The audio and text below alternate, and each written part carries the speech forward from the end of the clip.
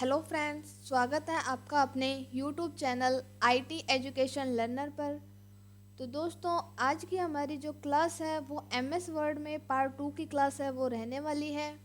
इससे पहले हमने हमारी पिछली वीडियो में एमएस वर्ड की पार्ट 1 की वीडियो अपलोड की थी, जिसमें हमने एमएस वर्ड के बाहर के इंटरफेस के बारे में और ऑफिस बटन के बारे में जान लिया था। तो आज की हमारी जो क्लास है वो पार्ट 2 की रहेगी। इससे पहले जो भी स्टूडेंट्स इस चैनल पर पहली बार हैं वो वीडियो को लाइक, शेयर और सब्सक्राइब करना ना भूलें, और वीडियो पसंद आती है तो वीडियो को लाइक ज़रूर कर दें। और जो भी अभी हमारी आज की पहली क्लास देख रहा है वो अपने एमएस वर्ड में पार्ट 1 की क्लास जो हमने हमारे चैनल पर पहले ही अपलोड कर चुके हैं वो भी ज़रूर देख लें। तो चलते हैं आज की हमारी क्लास की तरफ। आज की हमारी क्लास है माइक्रोसॉफ्ट वर्ड में पार्ट 2 की क्लास, जिसमें हम जानेंगे होम टैब के बारे में।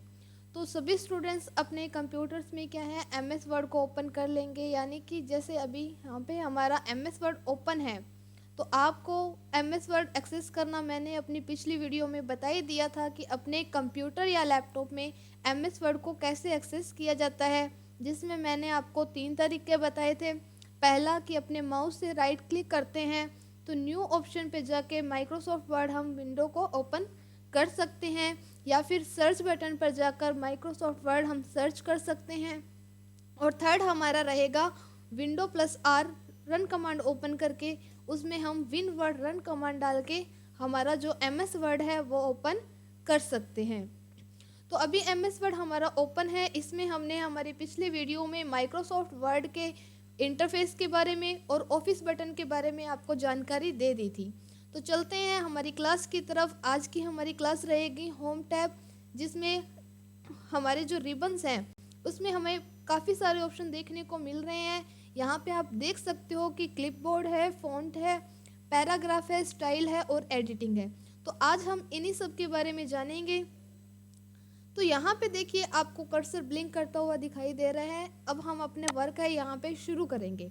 तो इससे पहले देखो अभी क्या है कि आपको एक फॉर्मूला बता देती हूँ कि जिससे आप क्या है टेक्स्ट है वो अपने आप यहाँ पे आपके सामने शो हो जाएगा। एमएस वर्ड में एक फॉर्मूला सेट रहता है जिससे क्या है हम टेक्स्ट जो है लिखा हुआ अपने आप ला सकते हैं। तो वो फॉर्मूला क्या रहेगा, यहाँ पे हमारा जैसे बराबर RAND रैंड, और फिर हमने ब्रैकेट लगाया और ब्रैकेट को बंद किया और नेक्स्ट अपने एंटर करेंगे। तो यहाँ पे आप देख सकते हो कि टेक्स्ट जो है हमारा लिखा हुआ अपने आप हमारे सामने आ चुका है। तो इस तरीके से आप अपना टेक्स्ट है वो यहाँ पे ला सकते हो। दूसरा इसमें क्या रहेगा कि यहाँ पे हमने अभी ब्रैकेट में कुछ भी नहीं लिखा है। अगर हम अपने ब्रैकेट में लिखते हैं 5,2 और फिर ब्रैकेट बंद करते हैं तो इसका मतलब यहाँ पे रहेगा कि हमें 5 पैराग्राफ चाहिए, यानी कोमा से पहले आप जितना भी लिखते हो या फिर कोमा से पहले, यानी आपको अगर 5 पैराग्राफ चाहिए अपने टेक्स्ट में या 7 पैराग्राफ चाहिए तो वो आप कोमा से पहले लगा सकते हो। और उसके बाद में आप देख सकते हो कोमा के बाद में हमने लिखा है 2, यानी कि हमें 5 पैराग्राफ वो क्या है 2-2 सेंटेंस के चाहिए, यानी कि 2 लाइन्स के पैराग्राफ चाहिए। इसी तरीके से आपको जितने पैराग्राफ चाहिए और जितनी लाइनों के जितने सेंटेंस के चाहिए आप यहाँ पे वो टाइप कर सकते हो। नेक्स्ट आप एंटर करोगे तो आप देख सकते हो कि अभी हमारे पास क्या है 5 पैराग्राफ आ चुके हैं। यहाँ से देखो आप काउंट कर सकते हो 1 2 3 4 एंड 5। हमारे पास अभी 5 पैराग्राफ है जो कि 2-2 सेंटेंस के हैं। यहाँ से आप देखो सेंटेंस भी काउंट कर सकते हो। सेंटेंस आपको मालूम ही होगा कि जब तक फुल स्टॉप ना आ जाए तब तक हमारा एक सेंटेंस रहता है। तो यहाँ पे आप देख सकते हो यहाँ पे सेंटेंस 1 और नेक्स्ट हमारा सेंटेंस 2। तो यहाँ पर हमारे पास 5-5 जो पैराग्राफ के 2-2 लाइनों के सेंटेंस है वो हमारे पास बन चुके हैं। तो ये क्या है माइक्रोसॉफ्ट में हमारे पास सुविधा रहती है जिससे कि हम टेक्स्ट है वो अपने आप लिखा हुआ यहाँ पर ला सकते हैं। तो अब चलते हैं हमारे रिबन में क्लिपबोर्ड ऑप्शन में देखेंगे। यहाँ पे हमें 4 ऑप्शन देखने को मिल रहे हैं। पहला है कट, कॉपी, पेस्ट और फॉर्मेट प्रिंटर। तो यहाँ पर जो आपको ऑप्शन दिख रहे हैं कट कॉपी पेस्ट, उनका यूज़ कैसे किया जाता है वो मैं अभी आपको बता देती हूँ। सबसे पहले हम क्या है कॉपी पेस्ट का यूज़ करते हैं कि उनका यूज़ कैसे किया जाएगा एमएस वर्ड में। तो यहाँ पे आप देख सकते हो जो फर्स्ट पैराग्राफ है वो यहाँ पे फ्रंट में लिखा हुआ है, पहले नंबर पे लिखा हुआ है। अभी सेम लाइन जो है वो हमने यहाँ लास्ट में भी लिखनी है अपने पैराग्राफ में। तो अगर हम अपने खुद से टाइप करके लिखते हैं तो 5 से 7 मिनट हमारी ज़रूर लग जाएगी इसमें। तो हमने क्या है यहाँ से खुद से टाइप नहीं करना है, अभी हम यहाँ पे कॉपी पेस्ट का यूज़ करेंगे। तो कॉपी पेस्ट कैसे करेंगे, तो जितने भी लाइनों को आपने क्या है कॉपी करना है, सबसे पहले आप उनको सिलेक्ट कर लोगे। तो यहाँ से हमने पूरे पैराग्राफ को ही कॉपी करना है, तो यहाँ पे हम पूरे पैराग्राफ को ही सिलेक्ट कर लेते हैं। सिलेक्ट करने के बाद में यहाँ से आप ऑप्शन पे जाकर के आप इसको कॉपी कर दोगे। कॉपी पे जैसे ही आपने क्लिक किया, आपके जो लाइन है, आपका जो पैराग्राफ है वो यहाँ से कॉपी हो गया है। पर अभी आप देख सकते हो कि कॉपी तो हमने कर दिया है पर वो अभी तक हमें शो नहीं कर रहा है। तो जब तक आप अपने कॉपी किया है उसको आप पेस्ट नहीं करते हो अपने टेक्स्ट पे, वो तब तक आपको शो नहीं करेगा। तो अभी यहाँ से हमारा जो टेक्स्ट है वो कॉपी हो गया है। अब आपने इसको पेस्ट करना है अपने पेज पे। तो जहाँ पे आपने पेस्ट करना है आप अपने कर्सर को वहाँ लेके जाओगे और पेस्ट ऑप्शन पर जाकर क्लिक कर दोगे। तो यहाँ से आप देख सकते हो कि जो टेक्स्ट आपने कॉपी किया था वो यहाँ पे आपके पास पेस्ट हो चुका है। अब इसमें आपने एक बात और ध्यान रखनी है कि आपने जो एक बार आपने टेक्स्ट को कॉपी किया था इसका मतलब ये नहीं है कि हम उसको एक ही बार तक पेस्ट कर सकते हैं। अगर आपको 2 बार टाइप करना है तो आप 2 बार अगर अपने पेस्ट पे क्लिक करते हो तो वो क्या है 2 बार ही पेस्ट हो जाएगा। 2-3 बार जितनी मर्जी बार आप क्या है अपने टेक्स्ट को पेस्ट कर सकते हो। जब तक आप दूसरे वर्ड को कॉपी नहीं करते हो तब तक आप अपने जो पहला वर्ड कॉपी किया था उसको हम पेस्ट कर सकते हैं। तो ये है हमारा कॉपी पेस्ट। अब इसमें मैं आपको उससे पहले एक और चीज़ बता देती हूँ कि यहाँ पे देखिए हमने क्विक एक्सेस में हमने 2-3 ऑप्शन देखे थे, अनडू और रीडू। ये क्या होता है कि अभी जैसे हमने पेस्ट किया, हमारा जो तो पैराग्राफ है यहाँ हमें लास्ट में शो कर रहा है, पर अगर हम इसमें बैक जाते हैं, एक स्टेप अनडू करते हैं जिसकी शॉर्टकट रहेगी Ctrl+Z, या फिर आप अपने ऑप्शन पर जाकर क्लिक कर सकते हो या फिर शॉर्टकट के थ्रू भी आप इसका यूज़ कर सकते हो। तो अनडू करने की शॉर्टकट है Ctrl+Z, यानी आप एक स्टेप है अपना बैक कर सकते हो। तो जैसे हम देखो अनडू करते हैं, हम एक स्टेप अपना बैक जा रहे हैं। उसी तरीके से आप अगर रीडू करना चाहते हो, यानी आपने जो टेक्स्ट को बैक किया है अगर आप उसको वापस लाना चाहते हो तो हम इसको क्या है रीडू कर देंगे। Ctrl+Y से हमारा जो टेक्स्ट है वो वापस से आ जाएगा। तो ये यूज़ भी यहाँ एमएस वर्ड में हमारे लिए बहुत ज़्यादा यूज़ होने वाला है, अनडू और रीडू, जो कि आपको मालूम होना चाहिए और जिसकी शॉर्टकट है अनडू करने की Ctrl+Z और रीडू करने की Ctrl+Y। तो कॉपी पेस्ट के बारे में आपको मालूम हो ही गया कि जैसे हमने यहाँ से अपने टेक्स्ट को सिलेक्ट करना है, जितने भी वर्ड को, जितने भी लाइन को आपने कॉपी करना है। जैसे अभी हमने एक लाइन को सिलेक्ट किया, इसको हम कॉपी करना चाहते हैं तो ऑप्शन पे जाके क्लिक करेंगे, या फिर शॉर्टकट है कॉपी करने की शॉर्टकट है Ctrl+C। तो जैसे ही आप अपने कीबोर्ड में Ctrl+C प्रेस करते हो आपकी जो लाइन है वो कॉपी हो चुकी है।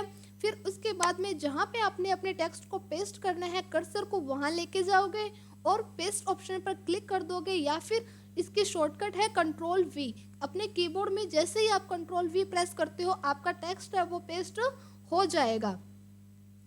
तो ये है हमारा कॉपी पेस्ट। उसके बाद में चलते हैं कट पेस्ट के बारे में जानेंगे। कट पेस्ट में क्या रहेगा कि अगर आपका जो ये फर्स्ट पैराग्राफ है आपने गलती से यहाँ पे लिख दिया है, आपने यहाँ से हटाकर इसको बिल्कुल लास्ट में लिखना है, तो इसमें हम कट पेस्ट का यूज़ करेंगे। यानी यहाँ से हमने अपने टेक्स्ट को कट करना है, तो कट करने के लिए आप कट ऑप्शन पे क्लिक करोगे और लास्ट में जहाँ पे आपने इसको पेस्ट करना है वहाँ जाकर पेस्ट ऑप्शन पर क्लिक कर दोगे। तो अब आप यहाँ से देख सकते हो कि आपका जो फर्स्ट नंबर पे ये पैराग्राफ था यहाँ से कट हो चुका है और जहाँ पे आपने इसको पेस्ट किया है अभी वो वहाँ पर शो कर रहा है। तो इसकी शॉर्टकट भी रहेगी कट करने की। कट ऑप्शन पे आप सिलेक्ट करके ऑप्शन को क्लिक कर सकते हो, या फिर शॉर्टकट की जो है इसकी यूज़ कर सकते हो। कट करने की शॉर्टकट रहेगी Ctrl+X और पेस्ट की तो वही रहेगी Ctrl+V। तो ये है कट पेस्ट और कॉपी पेस्ट का यूज़। तो आई होप आपको कट पेस्ट और कॉपी पेस्ट समझ में आ गया होगा। कट पेस्ट और कॉपी पेस्ट में आपको डिफरेंस भी पता चल गया होगा कि इनमें क्या डिफरेंस है। कॉपी पेस्ट में तो क्या होता है कि जहाँ से हम अपने टेक्स्ट को कॉपी करते हैं वो वहाँ पे भी रहता है, और जहाँ पे हम उसको पेस्ट करते हैं वो वहाँ पे भी रहता है। जबकि कट पेस्ट में क्या होता है कि पहले वाली जगह से हमारा जो टेक्स्ट है वो कट हो जाता है, और दूसरी जगह जहाँ हम उसको पेस्ट करते हैं वो वहाँ पे शो होता है। उसके बाद में आता है फॉर्मेट प्रिंटर। फॉर्मेट प्रिंटर अभी हमने जब अपना फॉन्ट का कर लेंगे उसके बाद में अपने फॉर्मेट प्रिंटर सीखेंगे। तो चलते हैं हमारे फॉन्ट ऑप्शन में। तो फॉन्ट ऑप्शन में चलने से पहले भी मैं आपको एक चीज़ और बता देती हूँ कि हमने हमारे MS वर्ड के पार्ट 1 में आपको बताया था कि ये जो होम टैब है और इन सभी की अलग अलग रिबन्स रहने वाली है। तो जो ये रिबन बार आप देख रहे हो, ये रिबन भी क्या है अलग अलग मतलब होती हैं, और ये कई बार हमसे क्या है मिनिमाइज हो जाती है, ये हमें शो नहीं करती हैं। तो मिनिमाइज हो जाएगी तो आपके जो इंटरफेस है MS वर्ड का वो आपको कुछ इस तरीके से नज़र आएगा। अभी यहाँ पे आप देख सकते हो आपको मेन्यू दिख रहे हैं, टैब्स दिख रही हैं, बट रिबन आपकी जो है वो आपके सामने शो नहीं कर रही हैं। तो रिबन बार को शो करने के लिए आपको क्या करना है, मेन्यू बार पर जाना है और उस पर राइट क्लिक करके मिनिमाइज द रिबन आप यहाँ पे देख सकते हो जिसके आगे टिक लगा हुआ है, यहाँ से आपने इस टिक को हटा देना है। तो आप देखोगे कि आपकी जो रिबन अब आपके सामने शो कर रही है। उसी तरीके से अगर आपने रिबन को हाइड करना है तो वही चीज़ आपने राइट क्लिक करके मिनिमाइज द रिबन पे क्लिक करना है। अब आपकी जो रिबन बार है वो मिनिमाइज हो चुकी है। तो रिबन मिनिमाइज और हाइड और शो आप दोनों इस तरीके से कर सकते हो। दूसरा, आपकी अभी जो रिबन बार है वो हाइड हो चुकी है, मिनिमाइज हो चुकी है, उसको आप शो करने के लिए कंट्रोल F1 भी प्रेस कर सकते हो। तो चलते हैं हमारे फॉन्ट ऑप्शन में। तो फॉन्ट में आप देखोगे कि काफ़ी सारे ऑप्शन हमें दिखाई दे रहे हैं। तो अभी एक एक करके हम इनका यूज़ सीखेंगे। तो सबसे पहले देख सकते हो यहाँ पे लिखा हुआ आ रहा है कैलिबरी, यानी कि यहाँ से हम क्या फॉन्ट का स्टाइल है वो चेंज कर सकते हैं। यहाँ पे अभी जो फॉन्ट है वो कैलिबरी में है। MS वर्ड में बाय डिफ़ॉल्ट जो फॉन्ट रहता है वो कैलिबरी रहता है, बाकी आप अपनी इच्छा से फॉन्ट को चेंज कर सकते हो। तो MS वर्ड में सारा काम जो है वो सिलेक्ट होके ही होगा। अभी हमने यहाँ से किसी भी टेक्स्ट को अगर हमने फॉन्ट का स्टाइल उसका चेंज करना है तो उतने टेक्स्ट को हम यहाँ से सिलेक्ट कर लेंगे। तो यहाँ से आप सिलेक्ट करने के बाद में फ़ॉन्ट स्टाइल पे जाओगे तो आप देखोगे कि आपके सामने काफ़ी सारे ऑप्शन जो हैं वो आ रहे हैं। आप अपने फ़ॉन्ट को किसी भी स्टाइल में जो चेंज आप कर सकते हो। तो जिस भी फ़ॉन्ट में आप अपना स्टाइल चेंज करोगे वो आपको सामने अपनी स्क्रीन पे दिखाई देगा। तो अभी नीचे आप देख सकते हो कि हमारे पास काफ़ी सारे ऑप्शंस आ रहे हैं फ़ॉन्ट स्टाइल के। तो यहाँ से हमने अपना जो फ़ॉन्ट का स्टाइल है वो यहाँ से हमने चेंज कर लिया। और फ़ॉन्ट स्टाइल के बाद में आप देख सकते हो लिखा हुआ आ रहा है L11। तो यहाँ से आप अपने फ़ॉन्ट का साइज़ है वो कम ज़्यादा कर सकते हो। बाय डिफ़ॉल्ट जो फ़ॉन्ट साइज़ रहता है वो 11 रहता है। तो यहाँ से आप अपने फ़ॉन्ट का स्टाइल है वो इस तरीके से आप कम ज़्यादा करके देख सकते हो। नेक्स्ट उसके साथ में जो यहाँ पे आप देख सकते हो A लिखा हुआ आ रहा है और उसी के साथ में एक A छोटा A और बना हुआ है। तो ये भी क्या है फ़ॉन्ट साइज़ बढ़ाने के लिए है, यानी अगर आप जो बड़े अक्षर में A लिखा हुआ आ रहा है अगर आप उस पर क्लिक करते हो तो आप धीरे धीरे करके क्या है आपके फ़ॉन्ट को बढ़ा सकते हो। और अगर आप साथ वाले फ़ॉन्ट पे क्लिक करते हो, अगर आप उसके साथ वाले ए पे क्लिक करते हो तो आप धीरे धीरे करके अपने फ़ॉन्ट साइज़ को कम कर सकते हो। तो यहाँ से इस तरीके से क्या है हम अपने फ़ॉन्ट को बढ़ा भी सकते हैं और कम भी कर सकते हैं। तो ये तो है ऑप्शन से क्लिक करके। अगर आप अपने फ़ॉन्ट को शॉर्टकट की के थ्रू बढ़ाना चाहो तो इसकी शॉर्टकट देखो, आप जैसे ही आप अपने माउस को ऑप्शन पे लेके जाते हो तो आपको नीचे शॉर्टकट भी यूज़ देखने को मिलेगी। तो यहाँ पे आप देख सकते हो कि ग्रो फॉन्ट यानी फॉन्ट साइज बढ़ाने की जो शॉर्टकट है वो है कंट्रोल प्लस ग्रेटर देन का मार्क। और उसी तरीके से अगर आप अपने फॉन्ट को कम करना चाहते हो तो उसके शॉर्टकट है कंट्रोल प्लस लेस देन। तो इस शॉर्टकट के जरिए भी आप अपने फॉन्ट साइज को कम या ज़्यादा कर सकते हो। उसके बाद में आता है बोल्ड, यानी बोल्ड वाले ऑप्शन में आप देख सकते हो कि क्या चेंजिंग आएगी। हमने अपने टेक्स्ट को सिलेक्ट किया और उसके बाद में हमने जैसे इसको बोल्ड किया तो आप देख सकते हो कि आपके टेक्स्ट पे क्या इफेक्ट पड़ता है ना। तो यहाँ से अभी जो हमारा टेक्स्ट था वो पहले कुछ इस तरीके से था, और जैसे ही हमने उसको बोल्ड किया वो इस तरीके से हमें शो करने लगा। तो यहाँ से अपने को क्या चेंजिंग देखने में मिल रही है कि अभी जो हमारा टेक्स्ट है वो थोड़ा सा डार्क हो गया है, बोल्ड हो गया है, यानी थोड़ा गहरा हो गया है। हटाने के लिए भी सेम इसी पे आपने क्लिक करना है बोल्ड पे, और लगाना है बोल्ड ऑप्शन आपको इस अपने टेक्स्ट पे, तो वापस से इसी पे ही क्लिक करना है। तो बोल्ड करने की शॉर्टकट भी रहेगी Ctrl+B, यानी आप अपने कीबोर्ड में कंट्रोल बटन प्रेस करके बी बटन प्रेस करते हो तो आपका जो टेक्स्ट है वो बोल्ड हो जाएगा। उसके बाद में इटैलिक, यहाँ से हम अपने थोड़े से फॉन्ट साइज बढ़ा लेते हैं ताकि हमें अच्छे से दिखे। हाँ, अभी हम करते हैं इटैलिक। तो इटैलिक करने से देखो आप अपने टेक्स्ट में क्या चेंजिंग आएगी। अभी देखो इटैलिक करने से पहले हमारा जो टेक्स्ट था वो कुछ इस तरीके से था। जैसे ही हमने इसको इटैलिक किया, अब हमारा टेक्स्ट जो है वो थोड़ा सा तिरछा हो गया है, थोड़ा सा टेढ़ा हो गया है। तो इटैलिक आप शॉर्टकट के जरिए भी कर सकते हो, जिसकी शॉर्टकट रहेगी Ctrl+I। उसके बाद में आता है अंडरलाइन। तो अंडरलाइन से क्या होगा, आप अपने टेक्स्ट के नीचे अंडरलाइन भी लगा सकते हो। और अंडरलाइन में क्या है, हमारे पास ऑप्शन भी रहेंगे कि किस तरीके की अंडरलाइन आप यूज़ करना चाहते हो, यानी डबल लाइन में, डार्क लाइन में या डॉट लाइन में, जिस तरीके के इफेक्ट आप अंडरलाइन के लगाना चाहते हो वो यहाँ से सिलेक्ट कर सकते हो। उसके बाद में नीचे आप देखोगे कि अंडरलाइन में कलर्स भी आ रहे हैं, यानी अगर आप अंडरलाइन के कलर्स भी लगाना चाहते हो तो आपको यहाँ से अंडरलाइन के कलर्स भी मिल जाएंगे। तो यहाँ से हम बोल्ड, इटैलिक और अंडरलाइन कर सकते हैं, जिनकी शॉर्टकट भी मैंने आपको बता दी है। बोल्ड करने की है Ctrl+B, और इटैलिक करने की है Ctrl+I, और अंडरलाइन लगाने के लिए है Ctrl+U।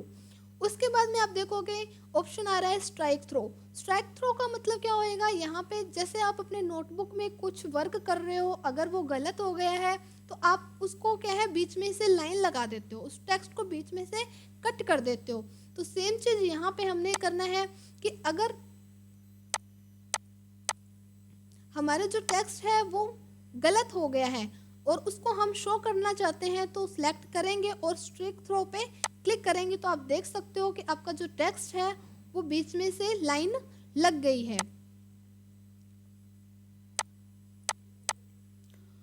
उसके बाद में आता है सुपरस्क्रिप्ट और सबस्क्रिप्ट। तो सुपरस्क्रिप्ट और सबस्क्रिप्ट का यूज देखो, आप देख सकते हो कि कोई फॉर्मूलेज वगैरह होते हैं, जैसे कि हम लिखते हैं O2,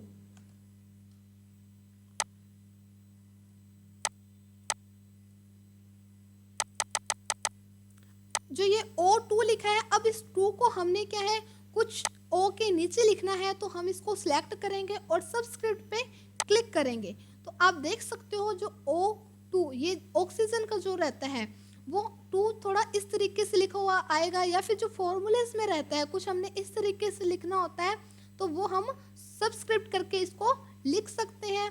अगर आप अपने टेक्स्ट को कुछ सुपरस्क्रिप्ट की तरह बनाना चाहते हो, जैसे सुपरस्क्रिप्ट, जैसे हम 10th लिखते हैं, 10th,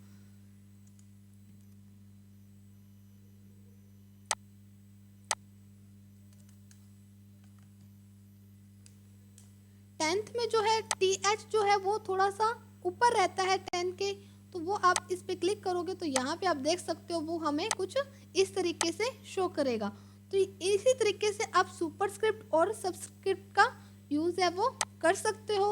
उसके बाद में आता है case, change the case. Change case में क्या होगा कि आप अपने टेक्स्ट को जो केस है वो आप चेंज कर सकते हो। केस मीन्स यहाँ पे जैसे ये हमारा जो टेक्स्ट है, यहाँ से हम थोड़ा सा इसका फॉन्ट साइज बढ़ा लेते हैं।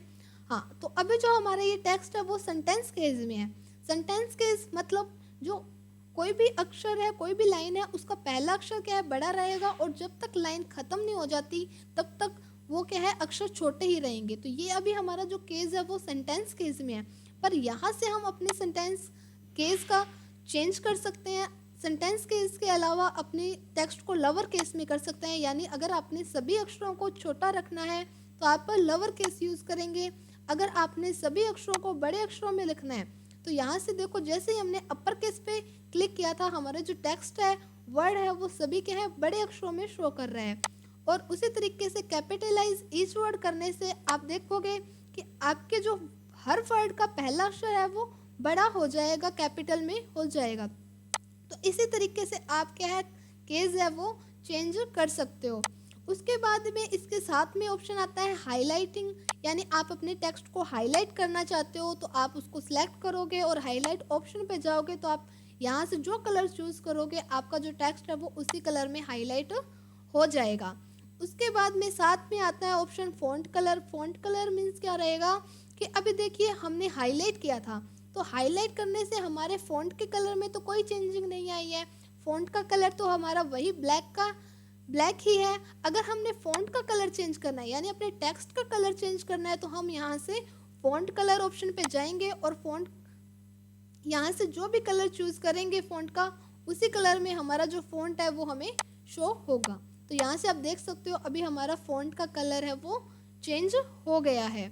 उसके बाद में यहाँ पे आप देख सकते हो एक लास्ट ऑप्शन रह गया है हमारा क्लियर फॉर्मेटिंग। क्लियर फॉर्मेटिंग में क्या होता है कि अभी देखिए हमने हमारे टेक्स्ट पर काफ़ी सारी फॉर्मेटिंग लगा रखी है, यानी हमने इसको बोल्ड, इटैलिक, अंडरलाइन काफ़ी कुछ किया हुआ है, इस पर काफ़ी सारी फॉर्मेटिंग हमने लगा रखी है।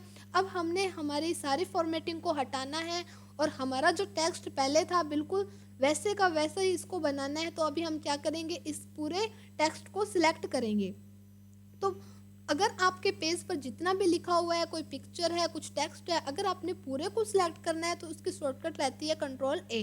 तो कंट्रोल ए से हम अपने पूरे टेक्स्ट को सिलेक्ट कर लेंगे और उसके बाद में क्लियर फॉर्मेटिंग ऑप्शन पर जैसे ही आप क्लियर करते हो तो आप देख सकते हो कि यहाँ से आपकी सारी फॉर्मेटिंग है वो क्लियर हो चुकी है। सिर्फ आपके फॉन्ट ऑप्शन में दो ही जो फॉर्मेटिंग है वो क्लियर नहीं होती है। कौन सी? एक तो हाईलाइटिंग कलर नहीं जाएगा क्लियर फॉर्मेटिंग से और दूसरा आपने जो केस चेंज किया था वो चेंज नहीं होता है। तो अगर आपने इनको चेंज करना है तो आप सिलेक्ट करोगे, चेंज केस ऑप्शन पे जाओगे और इनमें से जो केस में आपने सेंटेंस करना है वो आप चूज़ करोगे। जैसे अभी हमने सेंटेंस केस करना है तो सेंटेंस केस पे क्लिक किया। उसके बाद में हाईलाइटिंग हटानी है तो क्या करोगे, जैसे आप कलर चूज़ करते हो ऑप्शन पे जाते हो तो नीचे आपको एक ऑप्शन मिलेगा नो कलर।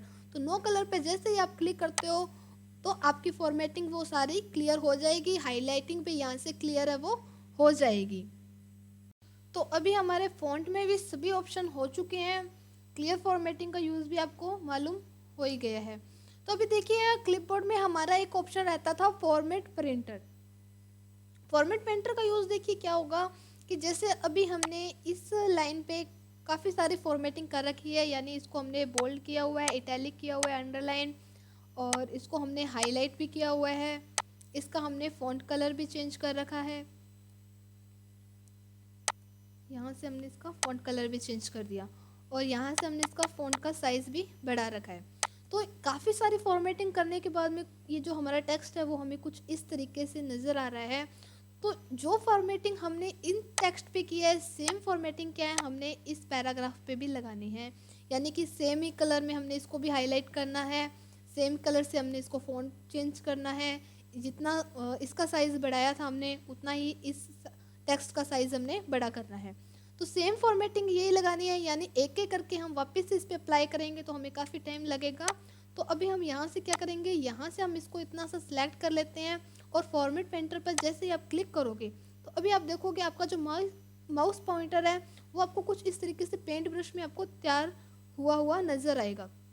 तो यहाँ से आपका जो पेंट ब्रश है वो तैयार हो चुका है। अभी जिस फॉर्मेट पे आपने इसको लगाना है उस पर आप इसको अप्लाई कर दीजिए।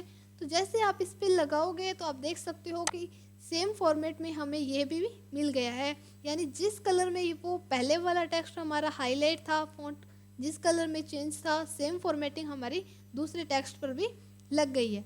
तो ये फॉर्मेट प्रिंटर का यूज़ है। तो यहाँ से अब चलते हैं हमारे पैराग्राफ ऑप्शन पे। पैराग्राफ में आपको कुछ ऑप्शंस दिखाई दे रहे होंगे। सबसे नीचे आप देख सकते हो यहाँ पे लिखा हुआ आ रहा है अलाइन टेक्स्ट लेफ्ट। तो इसका मीन्स क्या रहेगा ये मैं आपको भी बताती हूँ कि हमने कोई टेक्स्ट लिखा हुआ है। अभी ये जो हमारा टेक्स्ट है वो आप देख सकते हो लेफ़्ट साइड में है, यानी लेफ़्ट अलाइनमेंट में है। अगर अपने इसको उठा के यहाँ पे राइट में करते हैं, जो कि हम लेफ़्ट अलाइनमेंट से राइट अलाइनमेंट में आना चाहें, तो आप राइट अलाइनमेंट पे क्लिक करोगे। अभी हमारा जो टेक्स्ट है वो लेफ़्ट लाइन में है। राइट अलाइनमेंट पे क्लिक करने के बाद में आप देखोगे आपका जो टेक्स्ट है वो राइट साइड में आ चुका है। लेफ़्ट पे क्लिक करने से आपका जो टेक्स्ट वो लेफ़्ट में आ जाएगा, और सेंटर अलाइनमेंट पे क्लिक करने से आपका टेक्स्ट है वो सेंटर में हो जाएगा। तो इन तरीक़ों से हम अपने अलाइंस का यूज़ कर सकते हैं, अपने टेक्स्ट को सेंटर पे, लेफ़्ट में या राइट में सेट कर सकते हैं। तो इनकी शॉर्टकट भी रहेगी। अगर आपको लेफ़्ट अलाइन में करना है तो आप अपने कीबोर्ड से Ctrl+L प्रेस कीजिएगा। अगर आपको राइट अलाइनमेंट चाहिए तो Ctrl+R से, और आपको सेंटर अलाइनमेंट करना है तो Ctrl+E से। फिर नेक्स्ट ऑप्शन आता है जस्टिफाई। जस्टिफाई क्या रहेगा, जहाँ से हम अपना स्टार्टिंग करते हैं वो आपको एडजस्ट कर देगा कि कहाँ से अपना जो टेक्स्ट स्टार्ट होता है वो वहाँ से आपका टेक्स्ट लिखना शुरू कर देगा, और वहीं पे आपको एडजस्ट कर देगा, जिसकी शॉर्टकट रहती है Ctrl+J। एक यूज़ तो ये रहेगा। दूसरा यूज़ इसमें क्या रहेगा कि आपने कोई काफ़ी सारा पैराग्राफ वगैरह, टेक्स्ट वगैरह आपने लिख रखे हैं अपने डॉक्यूमेंट में, तो यहाँ से अगर आप अपने टेक्स्ट पर लेफ़्ट अलाइनमेंट करते हो तो आप देखोगे कि लेफ़्ट साइड से आपकी जो लाइन है वो बिल्कुल आपको इक्वल नज़र आएगी। लेफ़्ट अलाइनमेंट करने पर आपकी जो लेफ़्ट साइड से लाइनें हैं वो बिल्कुल इक्वल रहेगी, और राइट साइड में आप देखोगे कि आपकी जो लाइंस है वो आगे पीछे हैं। उसी तरीके से जैसे ही आप राइट अलाइनमेंट करते हो तो आपकी जो टेक्स्ट है वो राइट साइड से इक्वल होकर के लेफ़्ट साइड से थोड़ा आगे पीछे हो जाएगा। ये हमारा राइट अलाइनमेंट में रहेगा। और सेंटर अलाइनमेंट में करने के बाद में आप देखोगे कि आपका जो टेक्स्ट है वो राइट और लेफ़्ट दोनों साइड से आगे पीछे होकर के सेंटर अलाइनमेंट में आ जाएगा। यानी सेंटर साइड से बिल्कुल देखो आप इक्वल आपको नज़र आएगा कि सेंटर से दोनों साइड से गैप बराबर है, और लेफ़्ट साइड से और राइट साइड से लाइनें हमारी आगे पीछे हो गई है और सेंटर पे आकर के बिल्कुल इक्वल हो गई हैं। उसी तरीके से जैसे ही आप अगर उस पर जस्टिफाई करते हो तो क्या रहेगा, राइट और लेफ़्ट दोनों साइड से इक्वल होके एक्स्ट्रा लाइन में आ जाएगी। तो जस्टिफाई में ये दोनों साइड से एडजस्ट कर देगा टेक्स्ट को। तो ये हमारे अलाइनमेंट से राइट अलाइनमेंट, लेफ़्ट अलाइनमेंट और सेंटर अलाइनमेंट। उसके बाद में ऊपर ऑप्शन आते हैं बुलेट्स। बुलेट्स का क्या यूज़ रहेगा कि जैसे हम अपने नोट्स वगैरह बना रहे हैं उसमें हमें पॉइंट्स वगैरह डालने होते हैं, तो पॉइंट्स वगैरह डालने हैं, अगर आपको उसमें बुलेट्स चाहिए, आपको इस तरीके से बुलेट्स चाहिए तो आप बुलेट्स का यूज़ कर सकते हो। जैसे हमने ये वाला बुलेट्स लिया और अपना पॉइंट्स है वो लिखा। उसके बाद में अगर आपका सेकंड पॉइंट है, जैसे ही आप एंटर करते हो बुलेट्स अपने आप आते रहेंगे। अगर आपको ये बुलेट्स पसंद नहीं आ रहे हैं, आपने दूसरे बुलेट्स का यूज़ करना है, तो आपने क्या करना है, इस टेक्स्ट को, अपने टेक्स्ट को सिलेक्ट करना है और बुलेट्स ऑप्शन पे जाकर के कोई दूसरा बुलेट्स चूज़ कर लेना है। तो यहाँ से आप देख सकते हो आपकी जो लिस्ट है वो चेंज हो गई है। उसी तरीके से नेक्स्ट आता है नंबरिंग। यानी अगर आपने बुलेट्स की जगह पे नंबरिंग लगानी है तो आप नंबरिंग ऑप्शन पे जाओगे। जिस तरीके की आपको नंबरिंग चाहिए, 1-2 में चाहिए, अगर 1-2 में ब्रैकेट चाहिए, अल्फ़ाबेट चाहिए, अल्फ़ाबेट स्मॉल में, ब्रैकेट में चाहिए, तो जिस तरीके की आप लिस्ट चूज़ करोगे आपकी वो नंबरिंग है, आपके जो ऑप्शंस हैं वो उसी में आपको शो करेंगे।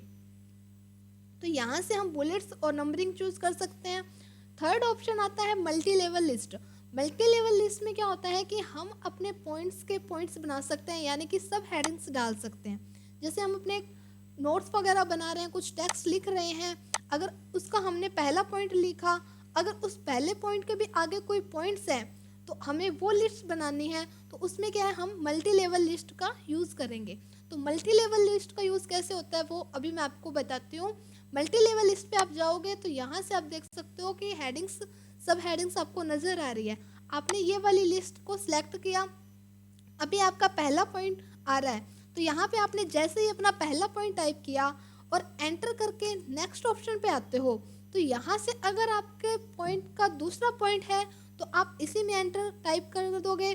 पर अगर आपके पहले पॉइंट के भी सब हेडिंग्स है, यानी उसके भी अगर पॉइंट्स हैं, यानी आपने न्यू लिस्ट में जाना है, पहले वाले पॉइंट्स के भी अगर आपने सब हेडिंग्स बनानी है, इसके भी अगर आपके पॉइंट्स बनाने हैं, तो आप क्या करोगे, अपने कीबोर्ड में टैब बटन का यूज़ करोगे। जैसे ही आप अपने कीबोर्ड में एक बार टैब बटन दबाते हो तो आप देख सकते हो कि आपकी जो लिस्ट है वो यहाँ पे चेंज हो गई है। अभी यहाँ पे आप देख सकते हो कि आपका ये पहला पॉइंट था और इस पॉइंट के आगे ये सब हेडिंग्स बन गई है, और इसमें आप मैटर अपना लिख सकते हो। उसके बाद में जैसे ही आप एंटर करते हो, इसका बी ऑप्शन आ जाएगा, यानी पहले के दूसरा पॉइंट आ जाएगा। अगर इसका दूसरा पॉइंट है तो आप टाइप कर सकते हो, अगर दूसरा नहीं है, इसका भी आगे कोई पॉइंट है, तो आप एक बार फिर से टैब ओपन करोगे, टैब बटन दबाओगे तो आप देख सकते हो कि वापस से लिस्ट हमारी चेंज हो गई है, यानी अब इसकी भी सब हेडिंग्स बन चुकी है। तो इस तरीके से आप क्या है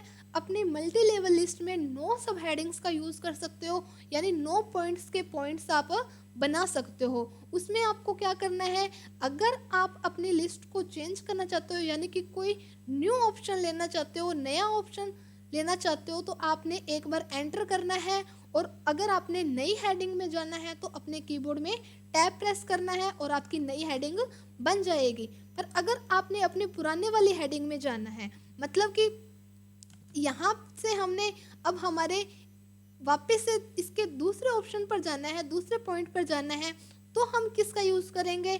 अभी जैसे हमने हमारी नई लिस्ट में जाना था, यानी यहाँ से हमने हमारी नई लिस्ट में जाना था, तो हमने एक्स्ट्रा बटन लेके, एक्स्ट्रा ऑप्शन लेके टैब यूज़ किया था।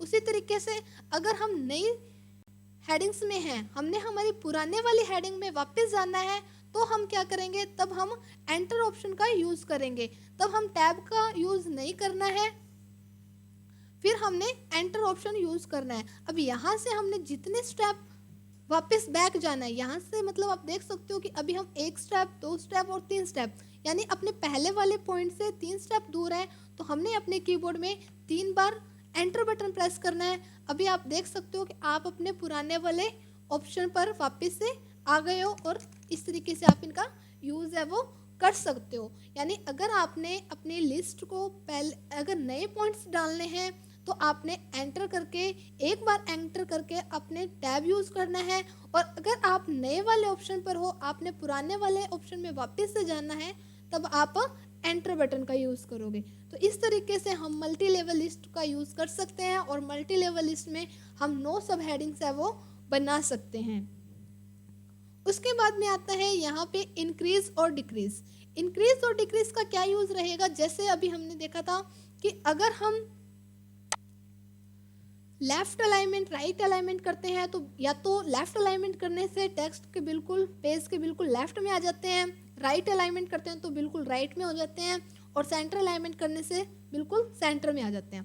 उसी तरीके से अगर हमने ना तो लेफ्ट में रहना है, ना सेंटर में, ना राइट में, यानी लेफ्ट और सेंटर के भी अगर हमने यहाँ पे थोड़ा सा अपने टेक्स्ट को थोड़ा सा यहाँ पे करना है, तब हम क्या करेंगे, यहाँ से हम इंक्रीज ऑप्शन का यूज़ करेंगे। यहाँ से हम टेक्स्ट को जितना आगे करना चाहें, जितना इंक्रीज करना चाहें, आप थोड़ा थोड़ा टेक्स्ट को आगे कर सकते हो। उसी तरीके से डिक्रीज, आप अपने टेक्स्ट को वापस से बैक को ला सकते हो। तो यहाँ तक आपको समझ में आ ही रहा होगा। फिर चलते हैं हमारे लाइन स्पेसिंग पे। लाइन स्पेसिंग में क्या रहेगा, अभी जैसे ये टेक्स्ट है, इस पे लाइनों के बीच जो गैप है, अभी हमारा 1.15 है। अगर आप 2.0 करोगे तो आप देखोगे कि लाइनों के बीच गैप कितना बढ़ गया है। उसी तरीके से अगर आप 3.0 करते हो तो आप देखोगे कि और भी ज़्यादा गैप इनके बीच में आ गया है। तो इसी तरीके से लाइन स्पेसिंग का यूज़ रहेगा। हम अपने टेक्स्ट में लाइनों के बीच जो गैप है वो कम ज़्यादा कर सकते हैं, बाकी नॉर्मली क्या रहता है 1.15 ही रहता है। उसके बाद में साथ में आता है इसका शेडिंग कलर। शेडिंग कलर से क्या होगा, इसके बैकग्राउंड का कलर है वो चेंज हो जाएगा, शेडिंग में कलर है वो चेंज हो जाएगा। साथ में ऑप्शन आता है बॉर्डर का। बॉर्डर पे आप जैसे देखते हो तो आपको काफ़ी सारे ऑप्शन देखने को मिलेंगे। बॉटम बॉर्डर, यानी आप अपने कहीं ऑप्शन पे हो, जैसे अभी हमने कर्सर हमारा यहाँ पे है, अगर हम बॉटम बॉर्डर करते हैं तो उसी पैराग्राफ के बॉटम में क्या है बॉर्डर लग जाएगा। उसी तरीके से अगर आप टॉप करते हो तो उस पैराग्राफ के टॉप में बॉर्डर हो जाएगा, और लेफ़्ट राइट करने से लेफ़्ट राइट में बॉर्डर आ जाएगा। नो बॉर्डर करने से बॉर्डर है वो हट जाएगा, और आउटसाइड बॉर्डर करने से आपके टेक्स्ट के आउटसाइड यानी चारों तरफ वो बॉर्डर है वो लग जाएगा। और ऑल बॉर्डर यानी सभी बॉर्डर के अंदर आ जाएंगे, ये ऑलरेडी बॉर्डर के अंदर ही है। तो इस तरीके से आप क्या है इन बॉर्डर्स का यूज़ है वो कर सकते हो। अभी हम इसको नो बॉर्डर कर देते हैं। तो पैराग्राफ में यहाँ तक हमारे सभी ऑप्शन हो चुके हैं। अभी आता है हमारा शॉर्ट्स वाला option, A to Z short. A to Z short का मीन्स क्या रहेगा इसमें, अभी जैसे हमने कुछ अक्षर ABCD के अक्षर टाइप कर रखे हैं, जैसे हमने पहले लिखा डी को, फिर लिखा वी,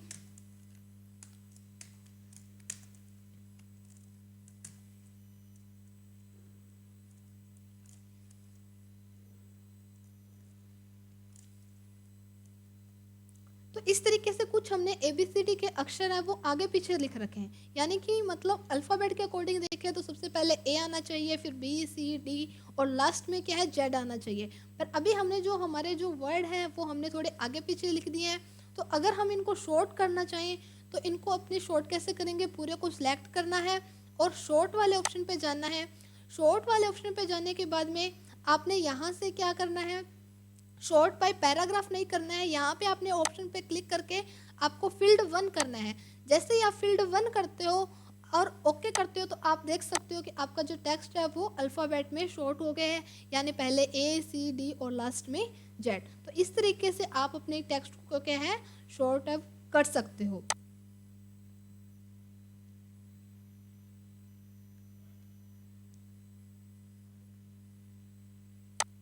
उसके बाद में आता है ये वाला मार्क, जो कि अपने शो और हाइड कर सकते हैं। अगर ये वाला अपने मार्क लगाते हैं तो इसका कोई ज़्यादा खास यूज़ नहीं है, बस इसका मतलब ये है एक सिग्नल है और शो करेगा कि आपका जो टेक्स्ट है, आपकी जो लाइन है वो कहाँ पे कंप्लीट हो रही है। तो इसका कोई ज़्यादा खास यूज़ होने वाला यहाँ पे नहीं है, तो अभी हम इसको हाइड ही कर देते हैं। उसके बाद में आता है स्टाइल। स्टाइल में क्या रहेगा, यहाँ से हम इसकी हेडिंग्स वगैरह स्टाइल वगैरह चेंज कर सकते हैं बिना ही अपने टेक्स्ट को सिलेक्ट किए हुए। यानी जैसे कि अगर आप इसको सिलेक्ट करते हो और इसको आप हेडिंग 1 देते हो, इसको भी आप सिलेक्ट करते हो और यहाँ से हेडिंग 1, तो यहाँ से हम क्या है इनको हेडिंग्स में चेंज कर सकते हैं। अगर आप किसी वर्ड को सब टाइटल में डालना चाहो तो सब टाइटल से, यानी आपके पास मोर ऑप्शंस भी हैं। आप अपने टेक्स्ट को इस तरीके से किसी भी तरीके से आप इनका यूज़ है वो कर सकते हो। साथ में आता है चेंज स्टाइल। चेंज स्टाइल में आप देख सकते हो कि आपके पास ऑप्शन आएंगे स्टाइल सेट, यानी यहाँ से आप अपने फ़ॉन्ट का जो स्टाइल है वो चेंज है वो कर सकते हो। जैसे हमने इसको भी सिलेक्ट किया और चेंज स्टाइल पे जाएंगे तो आपका जो फ़ॉन्ट का स्टाइल है वो यहाँ पे चेंज हो जाएगा, जो कि हमने यहाँ पे हमारे फ़ॉन्ट ऑप्शन में फ़ॉन्ट स्टाइल में हमने सीख ही लिया था। उसके बाद में आता है कलर, तो कलर चेंज कर सकते हो। ये आप देख सकते हो कि आपके फ़ॉन्ट का जो कलर है वो चेंज हो रहा है। उसके बाद में फ़ॉन्ट्स, तो यहाँ से आप अपने फ़ॉन्ट को चेंज कर सकते हो। उसके बाद में लास्ट ऑप्शन आता है एडिटिंग। एडिटिंग में 2-3 ऑप्शन आपको दिखाई देंगे, फाइंड, रिप्लेस और सिलेक्ट। तो फाइंड से क्या है, आप अपने टेक्स्ट में किसी भी वर्ड को फाइंड करना चाहते हो तो आप उनको फाइंड कर सकते हो। फाइंड ऑप्शन पे जाके क्लिक करोगे तो इस तरीके से आपके सामने विंडो ओपन हो जाएगी। तो अब आपने जो भी वर्ड को फाइंड करना है वो वर्ड आप इसमें लिख दोगे। जैसे अभी हम वो डॉक्यूमेंट वर्ड को फाइंड कर रहे हैं, तो वो वर्ड हमने इसमें लिखा डॉक्यूमेंट और फाइंड इन किया और फाइंड नेक्स्ट किया। तो जैसे आप फाइंड नेक्स्ट करते हो आप देख सकते हो कि आपका ये पैराग्राफ में डॉक्यूमेंट वर्ड है वो यहाँ पे लिखा हुआ है। उसी तरीके से जैसे आप फाइंड नेक्स्ट करोगे जहाँ जहाँ पे डॉक्यूमेंट्स वर्ड लिखा होगा वो आपको शो हो जाएगा। तो जहाँ पे लास्ट कंप्लीट हो जाता है तो आपको एक एरर बताएगा कि वर्ड हैज़ फिनिश्ड, यानी कि जो वर्ड आप सर्च कर रहे थे वो यहाँ पे हमारा फिनिश हो गया है। तो इसी तरीके से आप अपने पैराग्राफ में कोई भी वर्ड को क्या है फाइंड कर सकते हो। उसके बाद में आता है रिप्लेस। रिप्लेस में क्या रहेगा कि आप किसी वर्ड को रिप्लेस कर सकते हो, यानी जो अभी हमने डॉक्यूमेंट वर्ड लिखा हुआ है, डॉक्यूमेंट की जगह पे हमने एजुकेशन लिखना है। तो जिस वर्ड को आप रिप्लेस करना चाहते हो ऊपर वो वर्ड आप टाइप कर दोगे। जैसे हमने किसको रिप्लेस करना है, डॉक्यूमेंट को, तो हमने ऊपर लिखा डॉक्यूमेंट, और किस में रिप्लेस करना है वो वर्ड यहाँ पे आप लिख दोगे। जैसे हमने लिखना है एजुकेशन में, तो यहाँ पे हमने टाइप कर दिया एजुकेशन। अगर आप किसी एक वर्ड को ही रिप्लेस करना चाहते हो तो आप करोगे रिप्लेस। अगर आप अपने टेक्स्ट में जितने भी डॉक्यूमेंट्स हैं सभी को रिप्लेस करना चाहते हो तब आप करते हो रिप्लेस ऑल। तो जैसे ही हमने रिप्लेस ऑल किया आपको दिखा रहा है कि 6 रिप्लेसमेंट है, यानी कि हमारे 6 वर्ड हैं जो कि रिप्लेस होंगे, और हमने इसको ओके किया। तो अभी आप देख सकते हो कि यहाँ पे हमारा डॉक्यूमेंट वर्ड था जो कि अभी रिप्लेस होकर के एजुकेशन में कन्वर्ट हो गया है। तो ये यूज़ रहेगा हमारा रिप्लेस का। तो फाइंड और रिप्लेस करना आप समझ गए होंगे। फाइंड करने की शॉर्टकट रहती है Ctrl F और रिप्लेस की रहती है Ctrl H। उसके बाद में लास्ट ऑप्शन रहता है सिलेक्ट। सिलेक्ट से क्या है, हम कोई ऑब्जेक्ट को पूरे को सिलेक्ट कर सकते हैं। सिलेक्ट ऑल से पूरा पेज है वो सिलेक्ट हो जाएगा, और ऑब्जेक्ट करने से कोई थोड़े थोड़े वर्ड आप क्या है ऑब्जेक्ट के थ्रू आप उसको सिलेक्ट कर सकते हो। और select text with similarity, similar formatting में क्या रहेगा कि जो जो फॉर्मेट सिमिलर होंगे आपके टेक्स्ट में, जो जो वर्ड क्या है सिमिलर होंगे वो हमारे सामने सिलेक्ट हो जाएंगे। तो आई होप यहाँ पे आपका जो होमवर्क टैब है वो आपको समझ में आया होगा। इसी के साथ मैं आपको एक चीज़ और बता देती हूँ कि कंट्रोल ए से जैसे हम ऑल सेलेक्ट करते हैं, उसी तरीके से अगर आपको कुछ लाइनें सेलेक्ट करनी है, जैसे कि आपने ये फर्स्ट लाइन सेलेक्ट करनी है, उसके बाद में सेकंड पैराग्राफ की फर्स्ट लाइन सेलेक्ट करनी है, तो वो आप कैसे करोगे। जैसे हम फर्स्ट लाइन सेलेक्ट करते हैं, उसके बाद में जैसे आप दूसरे ऑप्शन पे क्लिक करते हो तो आपकी जो पहले वाली लाइन थी वो अनसेलेक्ट हो जाती है। तो इसमें आपने क्या करना है कि पहले आपने जो सिलेक्ट किया उसके बाद में आप कंट्रोल बटन को प्रेस कर लीजिए, अपने कीबोर्ड में कंट्रोल बटन प्रेस कर लीजिए।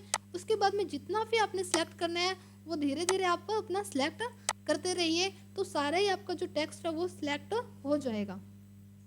तो इसी के साथ आज की जो हमारी क्लास है वो यहीं पे कंप्लीट होती है। आज की क्लास में हमने हमारे होम टैब के बारे में कंप्लीट जानकारी है वो प्राप्त कर ली है। तो स्टूडेंट्स, अगर आपको वीडियो अच्छी लगी हो, क्लास आपको पसंद आई हो, तो प्लीज़ उसको लाइक ज़रूर कर दीजिएगा और अपने दोस्तों के साथ उसको शेयर भी कर दीजिएगा। और जो स्टूडेंट्स अपने पहली बार चैनल पर आए हैं, जो न्यू स्टूडेंट्स हैं, वो सब्सक्राइब करना भी ना भूलें। मिलते हैं अपनी एक नई क्लास में नई जानकारी के साथ।